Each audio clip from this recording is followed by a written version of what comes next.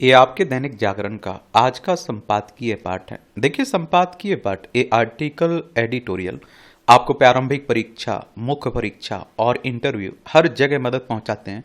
यहाँ से एक सामान्य जानकारी भी मिलती है। ऑपरेशन सिंदूर का राजनीति पर असर। प्रधानमंत्री मोदी ने ऑपरेशन सिंदूर से यह सिद्ध किया कि लोकसभा चुनाव में राजनीतिक रूप से आई कुछ कमजोरी उनकी दृढ़ता में बाधक नहीं बनेगी। अभी हाल ही में आपने देखा कि भारत और पाकिस्तान के बीच जो तनाव बना हुआ था, ये हमारा प्यारा भारत है, ये आपको पाकिस्तान देखने को मिल जाएगा। 1947 तक भारत का हिस्सा हुआ करता था। लद्दाख, जम्मू कश्मीर, पंजाब, राजस्थान, गुजरात, 5 राज्यों की सीमा लगती है।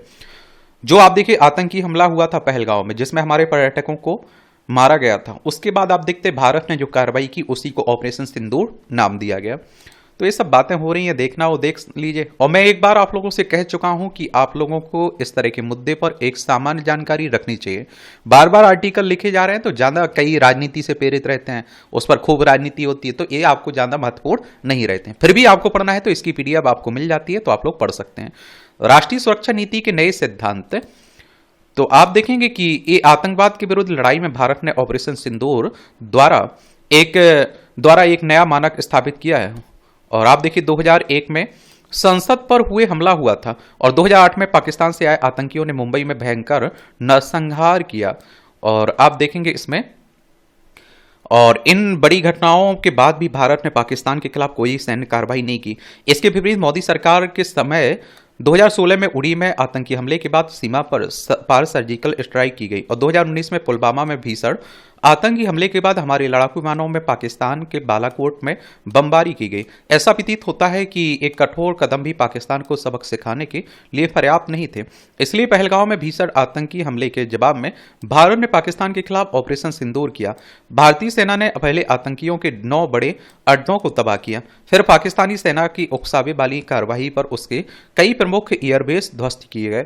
और आप देखते हैं कि भारतीय सैन्य बलों ने अपने पराक्रम से यह दिखा दिया कि वह पाकिस्तान से कहीं आगे है और पाकिस्तानी सेना को भारी नुकसान पहुंचाकर भारत ने दुनिया को भी यह बताया कि हम पड़ोसी देश को पस्त करने की क्षमता रखते हैं। ऑपरेशन सिंदूर ने राष्ट्रीय सुरक्षा नीति में कुछ नए सिद्धांत प्रतिपादित किए। पहला यह कि यदि आतंकी हमला होता है तो उसे एक्ट ऑफ वार मानकर जवाबी कार्रवाई की जाएगी। दूसरा यह है कि हम परमाणु ब्लैकमेलिंग से प्रभावित नहीं होंगे, क्योंकि पाकिस्तान परमाणु की धमकी देने लगता है परमाणु हथियारों की। तीसरा है कि आतंक पर प्रहार करने में आतंकियों उनके संरक्षकों में कोई फर्क नहीं करेंगे। पाकिस्तान को बता दिया गया कि आतंक और वार्ता साथ साथ नहीं चल सकते हैं और ना ही आतंक और व्यापार, पानी खून भी एक साथ नहीं बह सकते हैं। यह संदेश पाकिस्तान के साथ साथ पूरी सारी दुनिया के लिए भी है। और आप देखते हैं कि नए सुरक्षा सिद्धांतों पर कायम रहने के साथ यह समय इस पर चिंतन करने का भी है कि सुरक्षा व्यवस्था में कमजोरी दूर करने के लिए शीघ्र आवश्यक कदम उठाए जाए। अभी क्योंकि आप देखते हैं हम लोगों ने पाकिस्तान पर भले कुछ भी किया हो, लेकिन वो अभी नहीं पकड़े गए जो आतंकी थे वो, और हमने अभी उन तत्वों को भी नहीं पकड़ा जिनके कारण आप देखते हैं कि ये हुआ है, पूरा अंजाम घटना को दिया गया। तो उस सब पर भी बातें होनी चाहिए। हमें अपनी आंतरिक सुरक्षा को और मजबूत करना होगा। आखिर ऐसा कैसे हुआ कि खुफिया विभाग के पहलगांव में आतंकियों की साजिश के बारे में कोई भनक नहीं मिल सकी? वहां समय रहते पुलिस की कोई टुकड़ी क्यों नहीं पहुंच सकी? इस पर भी विचार किया जाना चाहिए। कश्मीर में जन समर्थन प्राप्त करने के लिए हमें और क्या करना पड़ेगा? यह तथ्य है कि करीब 15 स्थानीय लोगों ने आतंकियों की मदद की। वो आतंकी आखिर गए कहां हैं वो भी तो मालूम नहीं चला। भारत पाकिस्तान के आघोषित युद्ध में अमेरिका की भूमिका निराशाजनक रही है। शुरू में तो ऐसा लगा कि अमेरिका बीच में नहीं पड़ेगा, परंतु वह एकदम से कूद पड़ा और राष्ट्रपति ट्रंप ने भारत पाकिस्तान की में युद्ध विराम करने का श्रेय भी ले लिया और सबसे पहले उन्होंने घोषणा भी कर दी। इसी को लेकर तो सवाल खड़े हो रहे थे कि भारत ने उसकी बात मान ली, उसने दबाव डाला और हम लोगों ने समझौता कर लिया क्या? भारत ने इसका खंडन कर सही किया। अंतर्राष्ट्रीय मुद्रा कोष ने पाकिस्तान को जो कर दिया वह भी अमेरिका की सहमति के बिना नहीं हुआ होगा।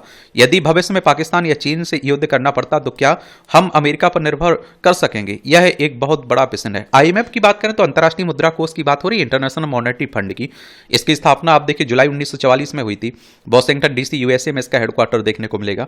रूस ने हमारा साथ दिया, परंतु यूक्रेन से लड़ाई के चलते उसने चीन से रिश्ते बहुत प्रगाढ़ हो गए हैं। और हम आप देखेंगे इसकी भी अनदेखी नहीं कर सकते हैं कि तुर्की और अजरबैजान पूरी तरह से पाकिस्तान के समर्थन में खड़े थे। जनता में इन दोनों देशों के प्रति आक्रोश है। संतोष का विषय है कि भारत सरकार ने आवश्यक कदम उठाना शुरू कर दिया। हमने गांठ बांध लेना चाहिए कि जब तक सीमा संबंधी विवाद पर संतोषजनक समझौता नहीं हो जाता तब तक हम चीन से व्यापारिक स्तर पर सामान्य संबंध नहीं कर सकते। दुर्भाग्य से देश में एक ऐसी लाभी है जिसे अपने मुनाफे की ज्यादा चिंता है, उसे देश की प्रतिष्ठा की चिंता नहीं है। और पहले भी आप लोगों से बोला, देखिए अमेरिका क्या है, मतलबी है, और ये रूस है, यूक्रेन है, ये हमारा प्यारा भारत है, ये चाइना आपको देखने को मिल रहा है। और एक समय हुआ करता था यही अमेरिका पाकिस्तान और चाइना की तरफ झुकाव रहता था इसका, और भारत के खिलाफ रहता था, इनकी मदद करता था। लेकिन आज आप देखिए चाइना को आगे बढ़ने से रोकना है तो बिना भारत के संभव भी नहीं है, इसलिए उसका झुकाव भारत की तरफ देखने को मिल रहा है। लेकिन फिर भी आपने देखा है कि भारत और पाकिस्तान को एक ही कटघरे में खड़ा कर दिया, एक ही तराजू में तोलने लगा वो, समझ रहे। ऑपरेशन सिंदूर अभी समाप्त नहीं हुआ और होना भी नहीं चाहिए। आखिर बड़े आतंकी सरगना हाफिज सईद, मसूद अजहर, सलाहुद्दीन और अन्य अनेक अभी भी जीवित हैं। इन सभी ने भारत में आतंक की गंभीर घटनाएं की हैं और जिसके लिए उन्हें सजा मिलनी अभी बाकी है। भारत को ऑपरेशन सिंदूर जैसी कार्रवाई फिर करनी पड़ सकती है, या सोचना है कि पाकिस्तान को जो चोट पहुंची उससे वह अपनी हरकतों से बाज आएगा, गलत होगा। आतंक को पोषण देने वाला पाकिस्तान कुछ भी कर सकता है। और आप देखिए भारत को अपनी सामरिक शक्ति को और बढ़ाना होगा। हमारी वायुसेना के पास 42 स्क्वाड्रन होने चाहिए, अभी 31 है। एडवांस मीडियम कॉम्पैक्ट एयरक्राफ्ट बनाने की योजना में विलंब हो रहा है। हमारे पास 5वीं पीढ़ी के जेट फाइटर नहीं है, जबकि चीन उन्हें बना रहा है। 4 दिनों की लड़ाई में पाकिस्तान ने ड्रोन के झुंड भेजे, हमने अधिकांश मार गिराए गए, लेकिन हमें रक्षा बजट के लिए और अधिक धनराशि आवंटित करनी पड़ेगी। अभी तक यह धनराशि हमारी जीडीपी का केवल 1.9% है, इसे कम से कम 2.5% तक ले जाना होगा। चीन प्रतिवर्ष रक्षा पर $314 अरब खर्च करता है, जबकि भारत केवल 86.1 अरब डॉलर। जिहादी मानसिकता वाले पाकिस्तान और भारत विरोधी चीन के रूप को देखते हुए हमें एक महाशक्ति के रूप में उभरना ही होगा। लेखक सीमा सुरक्षा बल एवं उत्तर प्रदेश पुलिस के महानिदेशक रहे हैं, इनका नाम है, आप देखते हैं कि प्रकाश सिंह, इनके द्वारा ये आर्टिकल लिखा गया है। ये प्राप्त और अप्राप्त योग्यताएं। मानव जीवन अद्वितीय है, प्रत्येक मनुष्य अपनी विशिष्ट योग्यताओं के साथ जन्म लेता है और उसकी ये विशिष्ट योग्यताएं ही उसे सर्वथा भिन्न और अद्वितीय बनाती हैं। अतः प्रत्येक मनुष्य को अपनी प्राप्त योग्यताओं के सदुपयोग का प्रयास करना चाहिए, उसे किसी अप्राप्त योग्यता के पीछे नहीं दौड़ना चाहिए, क्योंकि ऐसा करने पर वह अपनी प्राप्त योग्यताओं के आधार पर जो संभव हो सकता है वह नहीं कर पाता। अप्राप्त योग्यताओं के लिए परेशान रहने पर मनुष्य में एक नकारात्मक दृष्टिकोण विकसित होने लगता है, जो उसे निराशा की गहरी गर्त में धकेल देता है। अतः अपनी अंतर्निहित योग्यताओं को पहचान कर अपनी कर्तव्य परायणता के साथ सुगमतापूर्वक जीवन के लक्ष्य को प्राप्त करने का नाम ही मानव जीवन है। कर्तव्य पथ पर बढ़ते समय साधन सामग्री की चिंता करने की बहुत आवश्यकता नहीं है, और क्योंकि प्राकृतिक नियम है कि परिस्थितियों के अनुरूप साधनों का निर्माण हो ही जाता है, और हमें तो सिर्फ यह देखना है कि अपनी प्राप्त योग्यताओं का कितना आदरपूर्वक सदुपयोग करते हैं। यदि हम गहनता से देखें तो पाएंगे कि प्राकृतिक न्याय में मनुष्य का हित और उन्नति ही निहित है, और इसलिए मनुष्य को जीवन में आई प्रत्येक परिस्थिति का आदर करना चाहिए। और आप देखते हैं कि परिस्थितियों का बैठ चिंता न करें, और हमें अपनी शक्ति का संचयन करना चाहिए, और उसके द्वारा ही हम वर्तमान परिस्थितियों का सदुपयोग कर सकते हैं। यह जीवन सूत्र है, जो व्यक्ति वर्तमान का सदुपयोग करता है उसका ही भविष्य उज्जवल होता है। अप्राप्त के विषय में व्यर्थ चिंतन से कोई लाभ नहीं है, अतः मनुष्य को वर्तमान प्राप्त परिस्थितियों में कर्म करना चाहिए। वास्तव में कर्म का संबंध वर्तमान से होता है, चिंतन का मूल भूत और भविष्य से अथवा भविष्य, इसलिए चिंतन केवल उसका करना चाहिए जिसकी उपलब्धि कर्म से ना हो। अच्छा कॉलम लिखा जाता है, इंटरेस्टिंग दिलचस्प कॉलम रहता है। ये बिगड़ैल पड़ोसी, ये आप देखते हैं वही पाकिस्तान की बातें हो रही हैं। तो पढ़ना हो तो पढ़ सकते हैं, मैं वही कह रहा हूं, बार बार इस पर हम लोग बहुत सारे बातें कर चुके हैं, वही बातें बार बार रिपीट हो रही हैं, वही सब बातें की जा रही हैं, तो क्या बोला जाए, उस पर क्या लिखा जाए टाइम बर्बाद करने के अलावा। सब्सिडी का बोझ।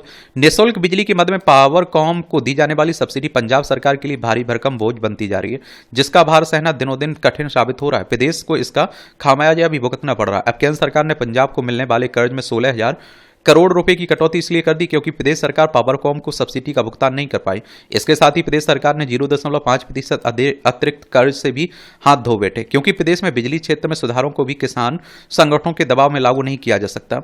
निस्संदेह कर्ज में कटौती का प्रतिकूल प्रभाव प्रदेश पर पड़ेगा, विकास के कार्य को प्रभावित होंगे और साथ ही कर्ज का बोझ और बढ़ने की आशंका से भी इंकार नहीं किया जा सकता है। आप देखिए, फ्री की बातें होती है ना, उसी को लेकर बातें की जा रही हैं। प्रदेश सरकार को बिजली क्षेत्र में सुधारों को लागू करने के साथ ही सब्सिडी के बोझ को घटाने के लिए भी गंभीर कदम उठाने होंगे। यह अनिवार्य रूप से और शीघ्र करना होगा। इसके लिए आवश्यक है कि सरकार ठोस नीति बनाए, उस पर अमल भी सुनिश्चित करे। इसके लिए यदि कुछ कठोर कदम उठाने पड़ते हैं तो उठाने चाहिए, और प्रदेश की अर्थव्यवस्था और विकास के लिए वह यह अत्यंत आवश्यक है। सरकार इस दिशा में तत्परता दिखाए। क्या दिखाए? तत्परता दिखाए। और देखिए, अगर हम लोग बात करें पंजाब की, तो चलिए एक बार हम लोग पंजाब घूम के आते हैं। चंडीगढ़ इसकी राजधानी देखने को मिल जाएगी। इसकी अंतर्राष्ट्रीय सीमा पाकिस्तान से लगती है। राज्यों में राजस्थान, हरियाणा, हिमाचल प्रदेश, जम्मू कश्मीर से लगती है। भगवंत मान यहाँ के चीफ मिनिस्टर हैं। गुलाब चंद कटारिया है कि राज्यपाल हैं। और आप देखते हैं कि विधानसभा में 117 सीटें हैं, राज्यसभा में 7 सीटें हैं, लोकसभा में 13 सीटें हैं। 50,362 वर्ग किलोमीटर में फैला हुआ है आपका पंजाब। शिक्षा तंत्र की विफलता, तो हरियाणा के सरकारी स्कूलों से एक चिंताजनक खबर सामने आई है, जिसमें 12वीं की बोर्ड परीक्षा में राज्य के 18 स्कूलों का परिणाम 0% रहा। इन स्कूलों में से एक भी छात्र पास नहीं हुआ है। तो आप समझ सकते हैं कि स्कूलों का क्या हाल है।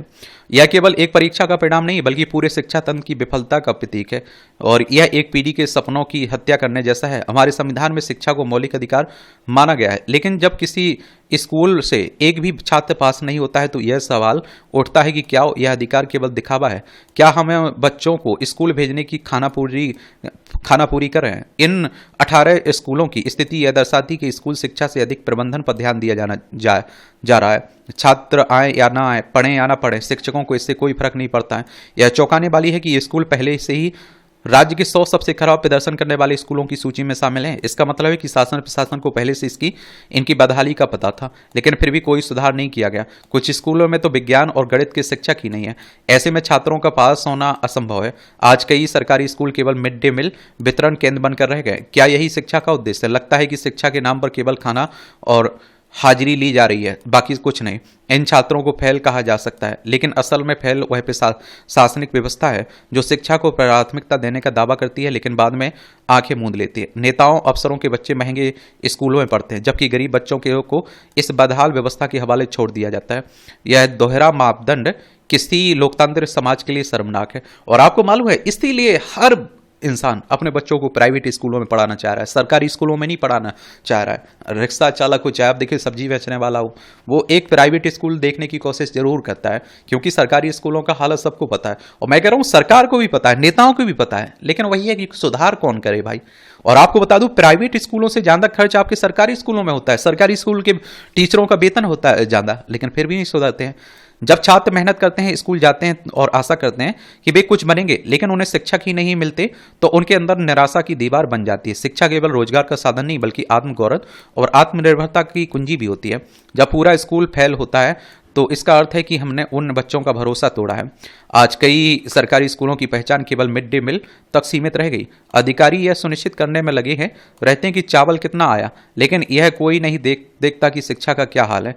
ये 18 स्कूल एक चेतावनी है कि अगर अब भी सुधार नहीं किया गया तो यह आंकड़ा बढ़ सकता है। समाधान के लिए स्थायी शिक्षकों की नियुक्ति, स्वतंत्र शैक्षणिक ऑडिट और अभिभावकों की भागीदारी, राजनीतिक इच्छा शक्ति और डिजिटल डिवाइड पर काम करना आवश्यक है। अब समय है कि बोलने का, सवाल पूछने का और जवाब मांगने का। बाकी देखते हैं हरियाणा का क्या हाल होता है, कुछ कदम उठाए जाते हैं कि नहीं, कुछ सीखा जाता है या नहीं। ये है हरियाणा। चंडीगढ़ ही इसकी राजधानी देखने को मिल जाएगी आपको। और ये आप देखते हैं कि बंडारू दत्तात्रेय यहाँ के राज्यपाल हैं। मुख्यमंत्री नायब सिंह सैनी आपको देखने को मिलेंगे। 1 नवंबर 1966 में से राज्य बनाया गया था। विधानसभा में 90 सीटें हैं, राज्यसभा में 5 सीटें हैं, लोकसभा में 10 सीटें हैं। 44,212 वर्ग किलोमीटर में फैला हुआ है आपका क्या हरियाणा। ये भी टिप्पणियां रहती हैं, देख लिया करिएगा। एक गुलाम जम्मू कश्मीर की वापसी का प्रयास, आजकल इसकी भी खूब बातें हो रही हैं। हमारा हिस्सा है, लेकिन पाकिस्तान कब्जा करके बैठा हुआ है इस हिस्से पर, जिसे पीओके कहते हैं। इस सियासी भाषणों में गुलाम जम्मू कश्मीर की वापसी का दावा हम बरसों से करते रहे हैं। पिछले कुछ समय से एक बार फिर चहुओर यह चर्चा का विषय बना हुआ है। सरकार इसके लिए प्रयासरत है, वह लगे हाथ यह काम निपटा सकती है। दरअसल ऐसे विचारों ने जन आकांक्षाओं को जगा दिया है। एक प्रमुख विपक्षी दल के नेता ने यह कहकर सरकार की आलोचना की कि यदि उसने संघर्ष विराम स्वीकार न किया होता तो वह क्षेत्र आज हमारा होता, सारी कश्मीरी समस्या एक झटके में निपट गई होती। इन सबकी सबसे ऐसी जनभावना जगी कि तमाम क्षेत्रों से आवाज उठने लगी कि गुलाम जम्मू कश्मीर को अपने साथ मिलाने का यही सही समय भी है। और आप देखिए, वस्तुतः देश में राष्ट्रवाद उफान पर है। इस गर्म माहौल का लाभ ले जननेच्छा को पूर्ण करना ही चाहिए। सेना जोश में है और पाकिस्तान आर्थिक तौर पर पस्त है। आतंकवाद के खिलाफ लड़ाई में दुनिया का नैतिक समर्थन हमारे साथ है। ऑपरेशन सिंदूर के बाद और उससे पहले भी प्रधानमंत्री हो या रक्षा मंत्री, विदेश मंत्री या फिर गृह मंत्री, सभी इस बाबत बयान दे चुके हैं कि ये सब अब गुलाम कश्मीर को अपने में मिलाने को कृत संकल्प है। सरकार के कई जिम्मेदार मंत्री, वरिष्ठ नेता इस बात को दोहरा रहे हैं कि वर्तमान सरकार अपनी कोशिशों से बहुत जल्द गुलाम जम्मू कश्मीर को भारत में मिला लेगी। वैसे आप देखते हैं, वैसे भी ऑपरेशन सिंदूर अभी जारी है और आप देखते हैं कि यह अपने अंजाम तक तब पहुंचेगा जब पाकिस्तान और गुलाम जम्मू कश्मीर के भीतर के लगभग सभी आतंकी अड्डे नष्ट कर दिए जाएंगे। गुलाम जम्मू कश्मीर को आज़ाद कर लिया जाएगा। पाकिस्तान को कुछ और टुकड़ों में बांट दिया जाएगा। क्या मान लिया जाए कि ऑपरेशन सिंदूर भविष्य में विस्तारित होकर गुलाम जम्मू कश्मीर को आज़ाद कराने वाला अभियान बनेगा। विश्वास किया जाए इससे यह उम्मीद व्यवहारिक और आप देखते हैं कि तर्कपूर्ण है। क्या वाकई सरकार की मंशा इस अभियान से पहलगांव के आतंकी दुस्साहस का बदला लेना है? आतंकी ठिकानों को नष्ट करने के अलावा इसी बहाने गुलाम जम्मू कश्मीर को वापस लेने की कारगुजारी शुरू करने का भी था और यह इस लक्ष्य को बाद में शामिल किया गया है। यदि यह लक्ष्य भी समाहित था तो उस लक्ष्य की ओर बढ़ने से पहले इसे स्थगित क्यों किया गया? या फिर आप देखिए, इस लक्ष्य को दूसरे चरण के लिए छोड़ दिया गया। क्या बयानों के अलावा भी सरकार की किसी ऐसी चाहत का संकेत उसके किसी मूव से मिला है? संभवतः नहीं है। निसंदेह आप देखिए, सरकार इस टॉप सीक्रेट रणनीति को सार्वजनिक तौर पर उजागर नहीं करेगी, ना करना चाहिए। कूटनीतिक, राजनीतिक, सामरिक और रणनीतिक तौर पर भी यह कहीं से उचित नहीं होगा। बेशक अनुच्छेद 370 को हटवाने वाली यह सरकार विगत सरकारों की तुलना में इस मामले में अधिक सचेत और अपने एजेंडे के प्रति प्रतिबद्ध दिखती है कि गुलाम जम्मू कश्मीर को आज़ाद कराना ही है। इसलिए जब वह दावा करते हैं कि तो यकीन करना होता है। ठीक है, यह जटिल काम इतनी जल्दी का तो नहीं है, फिर भी बयानों से इतर वह इस उद्देश्य की तरफ बढ़ती तो दिखे। इसके लिए उसकी संभावित रणनीति का अंदाजा इसी से लग जाएगा। फिलहाल सरकार ने अभी ऐसे कोई स्पष्ट संकेत नहीं दिए कि उसने गुलाम जम्मू कश्मीर के लिए किसी तरह की कूटनीतिक रणनीतिक कवायद शुरू की है। इसलिए ऑपरेशन सिंदूर के सफल आरंभ के बाद और उसके स्थगित होने के बावजूद यह कहा जा रहा है कि इस कार्यसिद्धि का सबसे बेहतर अवसर यही है चीन से सतर्कता। सवाल यह है कि क्या वास्तव में इसका कोई ऐसा रोड मैप सरकार के पास है जो पाकिस्तान के अलावा अपने CPEC प्रोजेक्ट व्यापार मार्ग में अपनी भारी निवेश 42,735 वर्ग किलोमीटर के अपने नियंत्रण वाले इलाके को हाथ से निकलते देख चीन इसे स्ट्रेटेजिक खतरा मान पाकिस्तान का समर्थन देते हुए आप देखते हैं क्या उत्तर पूर्व में एक अलग मोर्चा खोल दे। भारत इस दिशा में यदि आगे बढ़ता है तो विश्व जनमत का उसके विरुद्ध जाने के संशय के अलावा पाक के नाभिकीय विकल्प तक पहुंचने तथा इस्लामी देशों के समर्थन के खतरे को उसमें समाहित किया गया हो। और आप देखिए, गुलाम जम्मू कश्मीर को वापस लाने का सबसे तेज तरीका है सीधा युद्ध, जो बहुत खतरनाक और काफी हद तक अव्यवहारिक होने के साथ भीषण आर्थिक तथा जनहानि वाला कदम होगा। देश मजबूत है, हमारी सेना भी सक्षम है, इसके बावजूद यह एक कठिन विकल्प है।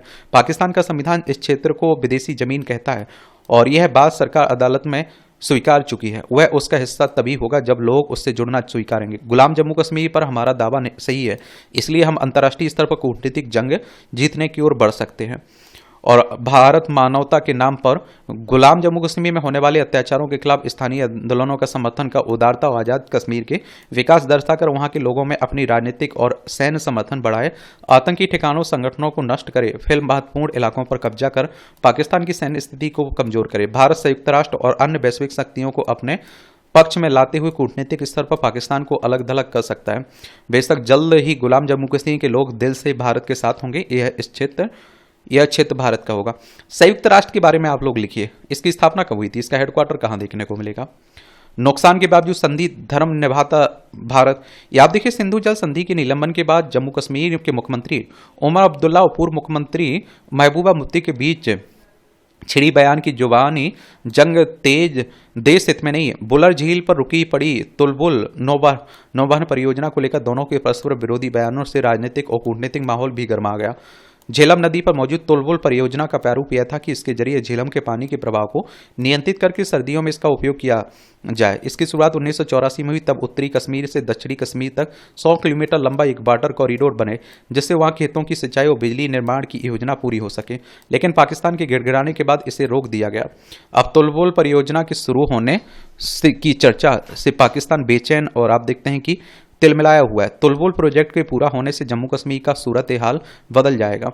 यह मील का पत्थर साबित होगा। पाकिस्तान को इससे दोहरी टेंशन है। वह जम्मू कश्मीर को ना फलता फूलता देख सकता है, ना ही अपने नुकसान को ही सह सकता है। यदि संधि के प्रावधान पर गौर करें तो साफ झलकता है कि अनुच्छेद 3 और 4 भारत को सिंधु बेसिन का पानी का गैर उपभोग उद्देश्यों के खातिर उपयोग का अधिकार देते हैं। इससे जम्मू कश्मीर की समृद्धि और मजबूती के रास्ते खुलेंगे।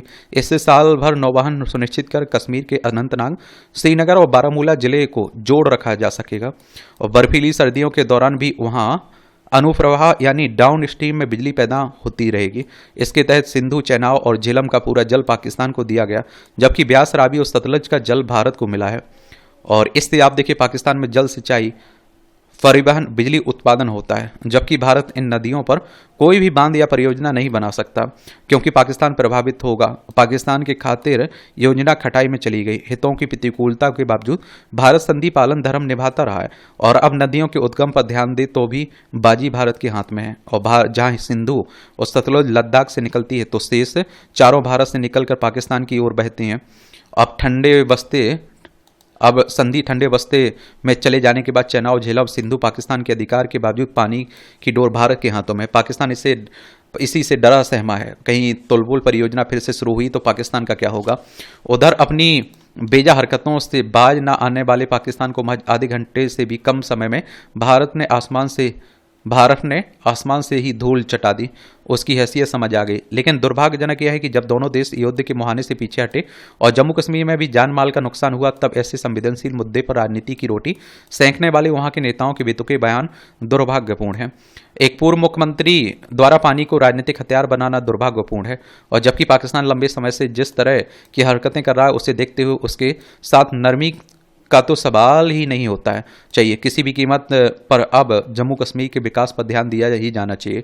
यकीनन दुनिया के सामने प्रधानमंत्री के पहलगांव की घटना पर सख्त तेवर से दोहरे मापदंड रखने वाले हर देश को भी संदेश चला गया है। लेकिन दुर्भाग्यपूर्ण यह है कि देश में ही सिंधु संधि पर ऐसा बयान अच्छे नहीं कहे जाएंगे। इसलिए किसी भी नेता को देश हित में सोचने के बाद ही कुछ बोलना चाहिए। बाकी आप लोग क्या सोचते हैं बताइए। ये अफसरशाही को लगा भ्रष्टाचार का गुण। जिस तरह की आप देखते हैं कि खबरें आ रही हैं, और मैं तो कभी कभी सोचता हूं कि ये जो सिविल सर्विस की तैयारी करते हैं फिर सिविल सर्वेंट बनते हैं, ये पढ़ाई लिखाई इसलिए करते हैं कि पास हो सकें, वरना इनमें नैतिकता, भ्रष्टाचार के प्रति आप देखिए दूर रहना, भ्रष्टाचार से ये इनके है ही नहीं। उसमें जो भी जिन्हें भी मौका मिल रहा है वो सब पकड़े जा रहे हैं। अपनी खनिज संपदा और प्रचुर प्राकृतिक संसाधनों के लिए जाने जाने वाला झारखंड भ्रष्टाचार के दलदल में फंसता जा रहा है। यह कहावत है कि ऊपर से नीचे तक भ्रष्टाचार यहाँ की नौकरशाही पर पूरी तरह लागू होती है। हाल के वर्षों में वरिष्ठतम आईएएस अधिकारियों विनय कुमार चौबे, छवि रंजन, पूजा सिंघल के कारनामों ने न केवल सुर्खियां बटोरी बल्कि राज्य की छवि को धूमिल किया और विकास की गति को भी बाधित किया।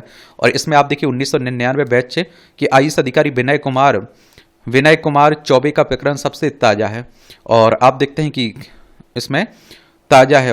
हैं कि उन्हें राज्य सरकार के एंटी करप्शन ब्यूरो ने शराब घोटाले में गिरफ्तार किया है। इस मामले में उन पर आरोप है कि उन्होंने उत्पाद एवं मद्य निषेध विभाग का सचिव रहते हुए शराब नीति में व्यापक स्तर पर अनियमितताएं की हैं और जिससे छत्तीसगढ़ के शराब सिंडिकेट को लाभ पहुंचा है। इस घोटाले से राज्य को 38 करोड़ रुपए से अधिक के सरकारी राजस्व का नुकसान हुआ है।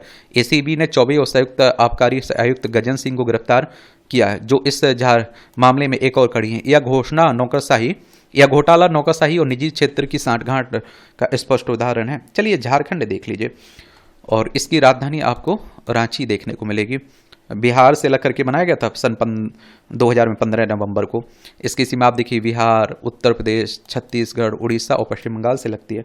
हेमंत सोरेन यहाँ के मुख्यमंत्री हैं। संतोष गंगवार यहाँ के राज्यपाल हैं। विधानसभा में 81 सीटें हैं, राज्यसभा में 6 सीटें हैं, लोकसभा में 14 सीटें हैं। 79,716 वर्ग किलोमीटर में फैला हुआ है आपका ये क्या झारखंड।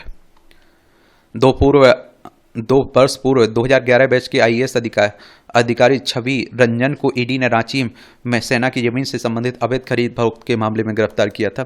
ईडी यानी कि इन्फोर्समेंट डायरेक्टरेट की बात हो रही। प्रवर्तन निदेशालय 1 मई 1956 में स्थापना हुई थी। नई दिल्ली में हेडक्वार्टर देखने को मिलेगा।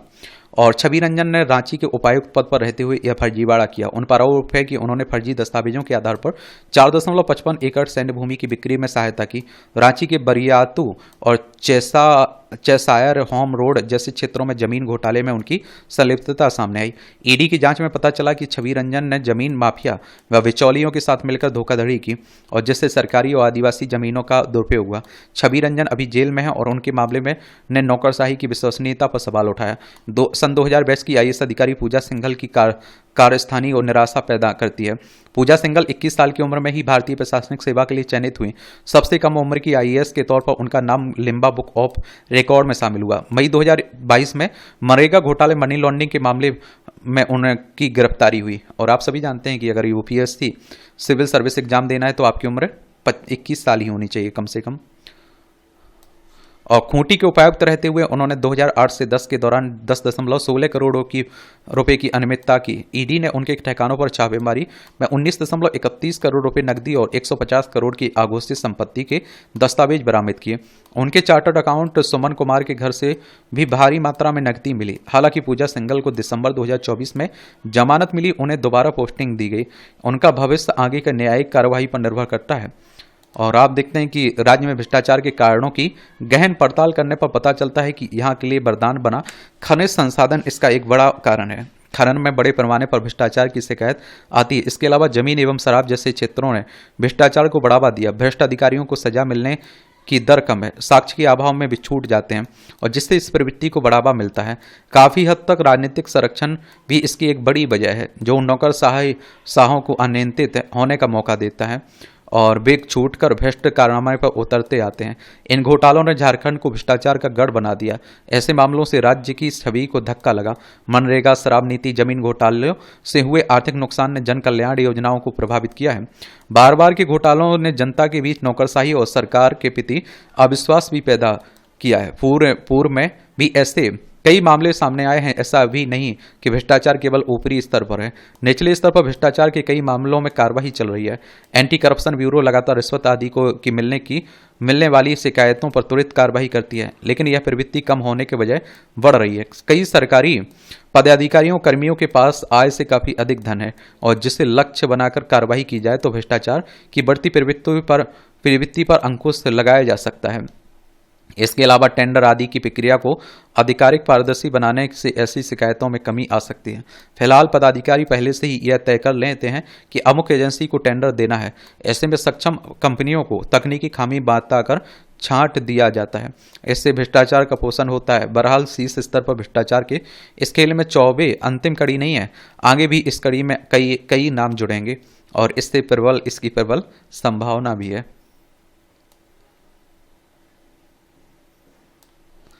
ये आर्थिकी में एआई का योगदान, एआई आर्टिफिशियल इंटेलिजेंस की बात हो रही है तो कभी दुनिया में आईटी आउटसोर्सिंग के नाम से पहचाने जाने वाला भारत अब डिजिटल क्रांति की नई इबादत लिख रहा है। सॉफ्टवेयर के क्षेत्र में अपने कौशल के दम पर भारत ने वैश्विक पहचान बनाई और भारतीय डेवलपर्स आर्टिफिशियल इंटेलिजेंस के क्षेत्र में भी भारत को सिरमौर बनाने की राह में जुटे हुए हैं।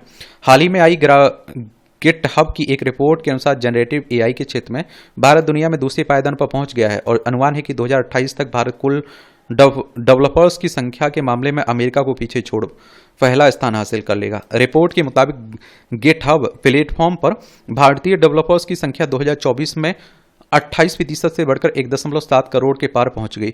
दरअसल जनरेटिव एआई का मतलब ऐसी एआई प्रणाली से है जिससे में न्यूरल नेटवर्क, मशीन लर्निंग जैसी तकनीक की मदद से टेक्स्ट, इमेज, ऑडियो आदि प्रकार के नए डाटा का सृजन होता है। न्यूरल नेटवर्क सीखे गए पैटर्न और नियमों के आधार पर आउटपुट उपलब्ध कराता है जो हूबहू मानव निर्मित कंटेंट जैसा होता है। वर्ष 2023 में प्रकाशित ब्लूमबर्ग इंटेलिजेंस की एक रिपोर्ट के अनुसार ओपन एआई के चैट जीपीटी और गूगल के बार्ड जैसे नवाचारों के आने से जनरेटिव एआई के बाजार में भूचाल आ गया। अगले 10 वर्षों में जनरेटिव एआई का बाजार दुनिया में 1.3 लाख करोड़ डॉलर तक बढ़ने की संभावना है। भारत की भूमिका तो इस मामले में भारत एक महत्वपूर्ण भूमिका निभाता दिखेगा। रिसर्च संस्था EY की the AI idea of India शीर्षक से छपी एक रिपोर्ट के अनुसार यदि भारत विभिन्न क्षेत्रों में जनरेटिव एआई तकनीक का पूरी तरह से उपयोग करता है तो 2030 तक जेन एआई भारतीय अर्थव्यवस्था में 360 से 440 अरब डॉलर का अतिरिक्त योगदान दे सकता है। पिछले 2 दशक में भारत ने आईटी के क्षेत्र में काफी प्रगति की है। आज अमेरिका की सिलिकॉन वैली से लेकर लंदन और सिडनी तक भारतीय इंजीनियर्स ने अपनी योगदान दिया है। वहीं भारत सरकार की नीतियां जैसे डिजिटल इंडिया और मेक इन इंडिया जैसी मुहिम से भी अब भारत में तकनीकी नवाचार का इकोसिस्टम बनाने की कवायद तेज हो गई है और जिनमें आईटी क्षेत्र, सेमीकंडक्टर निर्माण और एआई से जुड़े उद्योग लगाए जा रहे हैं। नीति आयोग की एक रिपोर्ट के अनुसार एआई तकनीक का इस्तेमाल कृषि, स्वास्थ्य, शिक्षा और मीडिया जैसे क्षेत्रों में बड़े पैमाने पर किया जा सकता है और जिससे भारत को इन क्षेत्रों में उल्लेखनीय सुधार देखने को मिल सकता है। हाल ही में विज्ञान और प्रौद्योगिकी विभाग और आईटी बॉम्बे द्वारा भारत जैन नाम से एक भारतीय जनरेटिव एआई की शुरुआत की गई है जिसके तहत नागरिकों को विभिन्न भाषाओं में जनरेटिव एआई उपलब्ध कराया जाएगा। आज देश में जनरेटिव एआई स्टार्टअप्स की संख्या में भी एक तीव्र वृद्धि दर्ज की जा रही है। नीति आयोग योजना आयोग को प्रतिस्थापित करके आया था 2015 में। एआई नवाचार में ग्लोबल लीडर बेंगलोर भारत के जेन आई स्टार्टअप का प्रमुख केंद्र बना हुआ है जो देश में कुल 43% की हिस्सेदारी रखता है। वहीं अहमदाबाद, पुणे, सूरत और कोलकाता जैसे शहर भी तेजी से उभरते हुए केंद्र बन गए हैं। अंतर्राष्ट्रीय स्तर पर एआई रिसर्च में भी भारत का कद लगातार बढ़ रहा है। अमेरिका, जर्मनी और जापान जैसे देशों के साथ मिलकर भारत एआई की चुनौतियों और अवसरों को हल करने के लिए सक्रिय रूप से काम कर रहा है। एनएआई अपॉर्चुनिटी फॉर इंडिया रिपोर्ट में गूगल ने भारत में डायबिटिक रेटिनोपैथी एआई मॉडल उपलब्ध कराने की घोषणा। इसकी मदद से अगले 10 वर्षों में एआई असिस्टेंट स्कैनिंग की सुविधा दी जाएगी। वहीं गूगल भारतीय कंपनियों के साथ मिलकर खेती की उपज बढ़ाने के लिए एआई मॉडल का भी निर्माण कर रहा है और इसके साथ ही दिग्गज चिप निर्माता एनवीडिया ने भी रिलायंस इंडस्ट्री के साथ भारत में एआई इंफ्रास्ट्रक्चर के निर्माण करने की घोषणा की है। दोनों कंपनियों ने भारत में एआई कंप्यूटिंग इंफ्रा और नवाचार केंद्र बनाने के लिए एक समझौता किया। भारत सरकार ने भी देश में एआई स्टार्टअप को सशक्त बनाने के लिए इस साल इंडिया एआई मिशन को मंजूरी दी थी और जिसके लिए कैबिनेट ने करीब 10,000 करोड़ की राशि जारी की है। वहीं भारत में एआई का बढ़ता प्रसार रोजगार के लिए बड़ा संकट बन सकता है, खासकर उन क्षेत्रों में जहां मशीनीकरण कार्यों को आसान बना रहा है। विश्व बैंक की रिपोर्ट के अनुसार एआई और ऑटोमेशन के कारण आने वाले वर्षों में लाखों पारंपरिक नौकरियों पर संकट आ सकता है। वर्ल्ड बैंक की बात करें तो विश्व बैंक की बात हो रही है। अंतर्राष्ट्रीय वित्तीय संस्थान है, जुलाई 1944 में स्थापना हुई थी। वॉशिंगटन डीसी यूएसए में इसका हेडक्वार्टर देखने को मिलेगा। अगर भारत अपनी तकनीकी संसाधनों और नवाचार को सही दिशा में इस्तेमाल करता है तो एआई के क्षेत्र में अग्रणी बनने के साथ साथ पूरी दुनिया में इसका नेतृत्व भी कर सकता है। और इस तरह से आप देखेंगे कि आज के संपादकीय पाठ की कहानी कवर होती है। आप लोग पढ़ते रहिए, एंजॉय करते रहिए। आपका कोई सवाल हो, मेरे लिए सुझाव हो तो आप लोग जरूर बताइए। धन्यवाद।